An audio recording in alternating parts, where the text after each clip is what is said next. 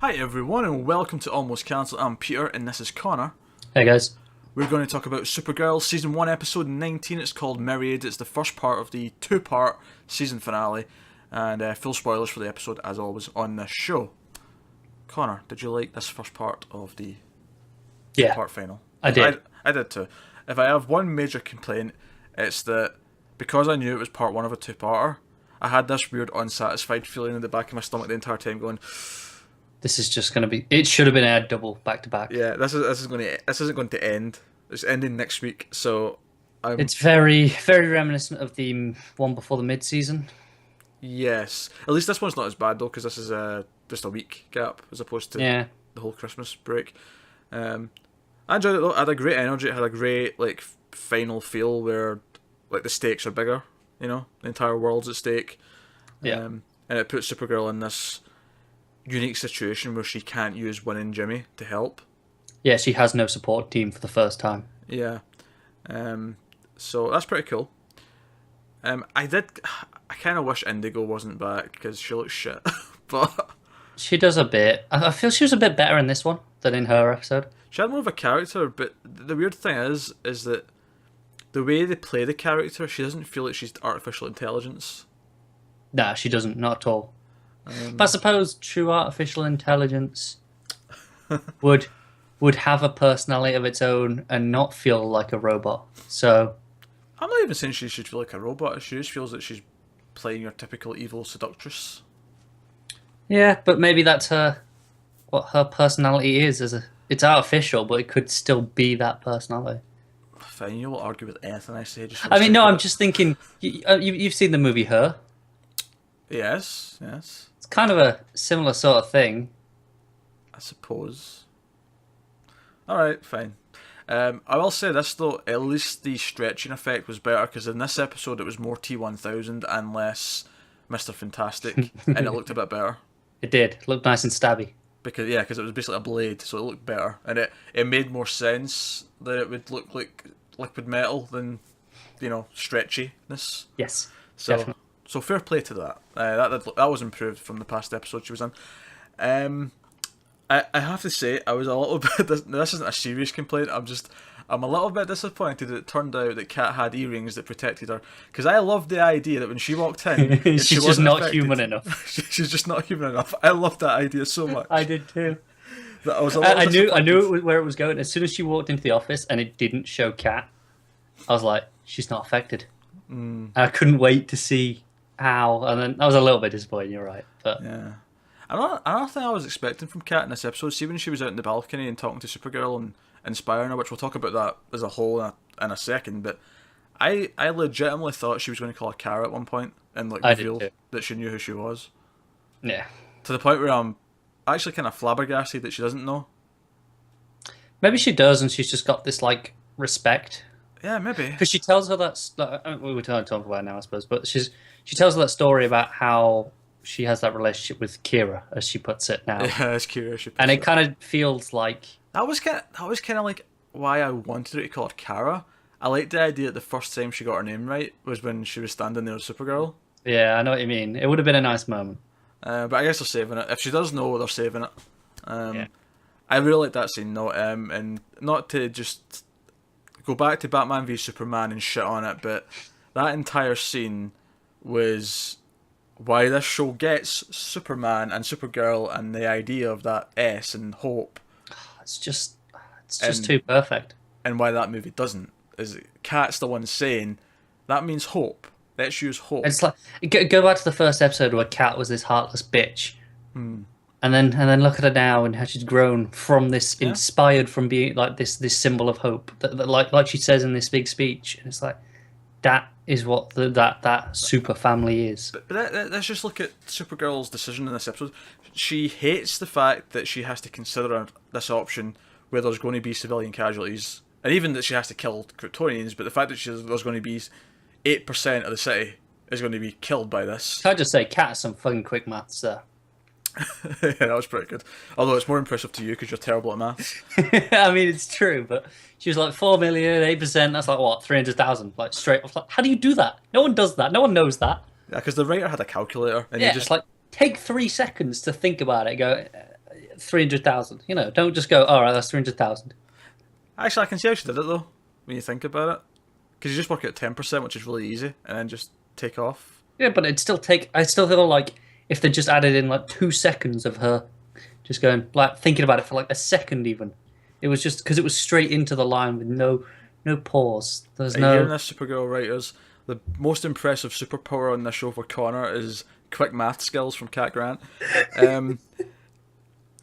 So she goes from really like struggling the fact that she has to make this decision to fly out saying, "You know what? No, this is not acceptable. I am not." I do like that she did consider it. Like she was like she considered that if there really was absolutely Yeah. nothing else, she would have Well, done what she had to and taken the people price. always say that Superman and by proxy Supergirl are really unrealistic for a lot of different reasons, and they're always good, they're always blah blah blah blah. And this to me was like, no, she actually has to sit and consider it, and she doesn't like it, but she's going to think about it, and then she's reminded why that's actually no, that's totally not what you should do because you're a Yeah, it should hero. come up with another way. Yeah, But you still get the impression if her other way doesn't work and they exhausted every option, she would go. She would do what she had to do. begrudgingly, but Yeah, she wouldn't Yeah. like it, obviously, but yeah. So I really like that. It was a really great scene between Cat and Supergirl and her. I'm sure it's a little overwritten at times, and a little bit in the preachy side, but it's who these characters are meant to be, yeah, and I have such a respect for that now. yeah. If we didn't before, Such a respect for it. do you know what I want to go back? I want to go back and watch episode like what was it 6? She was powerless. Yeah. I want to go back and watch that in a post BVS world. Oh God, yes. The other scene that I thought was really good was when Non makes Jimmy win and some random girl whose name we just learned jump out the window. It's effective. And Kara only has time to save two of them. Now, I have one minor complaint in that the way it was edited, it made it look like she just sort of watched her fall to her death, holding the other two. It did. And I don't think that's actually the case. I think she'd already, Yeah. landed by that point. But it was just the way it was edited, I was like still waiting for the thud, almost. Yeah. I know what you mean. It did feel like she could have made it sort of thing with that editing. Yeah, but I think it was just the way they edited it. I don't actually think that's what was going on in terms of the mindset, as it were. But I thought it was quite powerful, and I loved her reaction when she's like down the ground and there's this person she couldn't save. This body's lying there. Yeah. Again, it harkens back to that Powerless episode where there's the guy that she can't save. And this show does occasionally do that. It brings out these moments where it's like, even though she has all these she can't save everyone. Yeah, it goes a bit darker than you expect it to. You think it's going to be all light and cheery and fun, superhero saving people. But this is why her considering the bomb thing actually is justifiable, because this just happened. This sells the threat of what Non's doing to her. Yeah. The show has put precedence of that this could be a viable option. Yeah, that may be the only option if whatever they're doing doesn't work. So, no, it was great, and it was also worth noting this is the only episode of the entire show where she's Supergirl the entire time. She's never, in normal clothes. She's never at work. She's always Supergirl. Yeah, you're right. So, elsewhere we had Alex and Jean. Jean pretending to be a kid. I thought that was a really ingenious disguise. Yeah, it is because No one suspects the kids. no one does. Funnily enough, though, I didn't recognise Alex at first, right? And I thought that was Jean shapeshifted. And in my head, as the woman was going up the bus, I was thinking, "Where's Alex hiding?" If Jean's the woman, where the fuck's Alex? It was a damn good disguise, I'll be honest, because I couldn't tell it was her. Even when I knew it was her, I was like, I can't see it. Yeah, and then it occurred to me, oh right, the kid's going to be Jean, and that'll be Alex. But I got that pretty quickly, but I still can't see, even though I know this is her. Yeah, even when they can't showed up, see it. even when they showed up to her house, like the mum's house, and she took off her glasses and she was talking, like, I could tell it a bit more because the glasses were off, but it still felt a bit like that blonde hair really changes what you look like. Really does. You really look different. It's like even her mum doesn't recognise her at first. Yeah. So that was cool. Our mother questioning Jean about how she can shapeshift because she's a scientist, I thought was amusing. It was where she just kind of blurts out the questions. It's like, do you do it like this? How do you do that? How do you account for this? Yeah, she's trying to wrangle. Like she's trying to like get all of her thoughts as to how this works. I was a little upset he didn't give her any answers. I was looking forward to hearing all those words. He's like, shit, I'm not a scientist. Yeah. Maybe I should have asked one of my scientist Martians back before I left Mars. That's a good point. Maybe you just wouldn't know because he's not like he didn't study that kind of thing. Yeah, it's like we can only tell you, like me and you could only tell you so much about our DNA, but like if you go to a scientist, they could tell you so much more. Yeah, if you go to someone who studies biology, I'm sure they'll tell you all sorts of shit. Whereas I'm like, I don't think we should put our finger in the electrical socket. I'm not 100% sure. It's like we have a limited amount of knowledge. I'm sure he has the same. Like it's just something that's part of him. He has a limited amount of knowledge about how it works because he probably went to some form of school. Yeah, he was. I can't remember off the top of my head what Jean did. I think he was a soldier on Mars. I could be wrong though. I'm not entirely sure either. Actually, now that you mention it, for some reason I think he was a soldier, but I could be. Yeah, wrong. I feel military law enforcement is there still, and that's kind of why he went into it on Earth. Yeah, that would make sense. But no, that was fine stuff. I liked that as soon as they learn what's happening, Jean immediately is like, I'm going back because I can't be affected by this, so I need to go and help Supergirl. So I thought that was cool. I thought that's him. Like he's fully because he was in this place earlier on in the season where he would use his powers and he wouldn't do anything, and now he's full on. No, I need to go and be the hero and help. So it's all these characters had really great arcs over the season. Yeah, I would kind of agree with that actually. Like they've all come quite a long way, really. All the main characters, I would say, at one point or another have. I don't know if you'd call what Lucy's had an arc, but she's at least less annoying. She's well, I suppose she's in a different role. She's somewhere else. Kind of. Although that does remind me of one of my favourite moments of the spaceship. Oh right, yeah. Carrie using the spaceship to blast them. I was like, that was a cool touch. Yeah, I actually really like that. Actually, this brings on to another thread that we need to talk about. We need to talk about Superman. I was about to bring that up. Because Superman is referenced several times in this episode. The first time, I can't remember the villain's name, but the woman in the cell at the start. Yeah, I want to say like Alexa or something like that. Although I did think it was cool that we seen like the White Martian again, and I like that none said, "Oh, let them all out except the White Martian." No one wants to deal with the White Martian. Even we don't want to fuck with that. So that was cool, but her bringing up the fact that she tried to get Superman to marry her, I thought was cool because as much as we reference parts of his mythology and things that are just sort of standard Superman stuff, that felt like it was referencing plot. Like there's actually a proper history of what Superman's done on this one. And I like the idea that at one point we'll get a villain, like a Superman villain, who has already fought Superman. Yeah. Like, you know, if Metallo shows up, he did already fight Superman. Yeah. And given what Metallo now is in the comics, I would hasten to expect that we might see Metallo at some point in the next season, if we get a next season. Good. To be honest, if we just jump to the ending while we're on that topic, that suit that Alex is in kind of reminds me a little bit of that sort of Metallo and a cross with Lex's power suit. Let's not jump ahead yet, though. I've got more Superman stuff I want to talk about. And then we got the text. Sorry? It started with the text message. Was the first time. Well, yeah, I wasn't even going to mention the text. That's just... I thought, no, because that was really nice. It's like, where it was like, he's on his way. I was like, oh, are they going there? Yeah, we're going to see him. We're actually going to see his looks... I was like, this is kind of season finale material. If they're ever going to pull him out, yeah, now's the time. Yeah. And you sort of see him like from a distance flying in, then going down.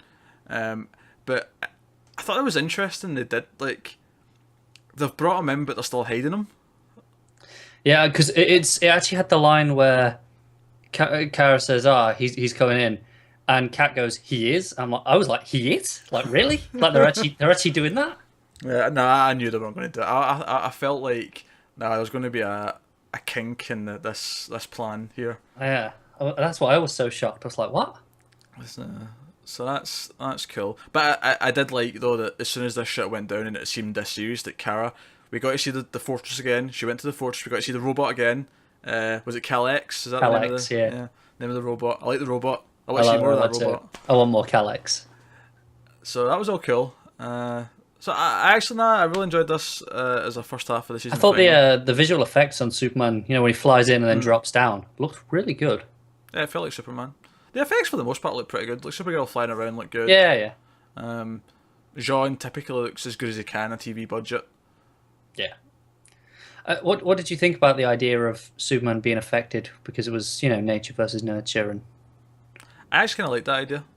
yeah, me too. The only thing that sat a bit off with me was the idea that I mean, I guess it's public knowledge that he's kind of proclaimed that he was raised on Earth and he's been here his whole life, I suppose. Yeah, I've always had that impression. I always think of that scene in Superman the movie where he does the interview with Lois, Yeah, where he basically admits all this stuff without saying who he is and where exactly he grew up. But yeah. so I figure that's fair knowledge. So I do like that. That's pretty cool. Badass moment I want to point out as well, when Jean gets pissed, phases through Indigo, and then just throws her into the building and it blows up. It's the way he got his like Badass. a super speed phase through, punch in the back, and then like a spin around throw. Yeah, he into grabs a a building. leg. I It's think. like, oh yeah, I was like, that was fucking cool.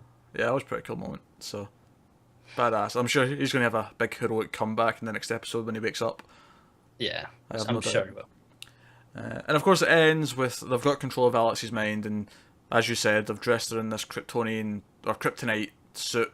She's got a Kryptonite sword, and they're going to make her and Kara fight. And we end with the The jump shot.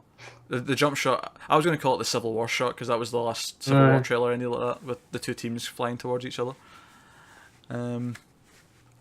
Cool. It's interesting how they actually managed to have a good reason for Supergirl fighting someone she shouldn't be fighting with otherwise. Yeah, it's almost like she wasn't herself. I still think I wish this had been aired back to back, even if they'd just taken a week off again, like taken this week off and aired them both next week. Yeah, I feel like I'd have enjoyed this sandwiched together, but let's be honest, the only viewing this ever affects is the first one, because after this we're always going to do it that way. Yeah, exactly. So it's not really a big complaint. So I don't really have anything really to like. I made a couple of nitpicks at the start, but nothing. Now the minor things we've said, like I said, sometimes it's overwritten, but that's kind of part of this show's charm, where it's kind of just how it is and what you expect from it. It handles it much better than other shows do when they're overwritten, I think. Yeah, Partly because it plays into the tone, and partly because sometimes Superman works being a little bit overrun in that way. yeah, it's kind of it's a little cheesy almost, but it kind of just plays off well for that sort of character. It's cheesy, but the meaning doesn't ring false, and I think that's key to writing Superman a lot of the time. Yeah. So, no, that is the first half of the season finale of Supergirl. We'll be back next week with the season final. So, yeah. Let us know what you thought of it down in the comments below, and subscribe and like and all that jazz. And hopefully we get a season 2. So, bye folks.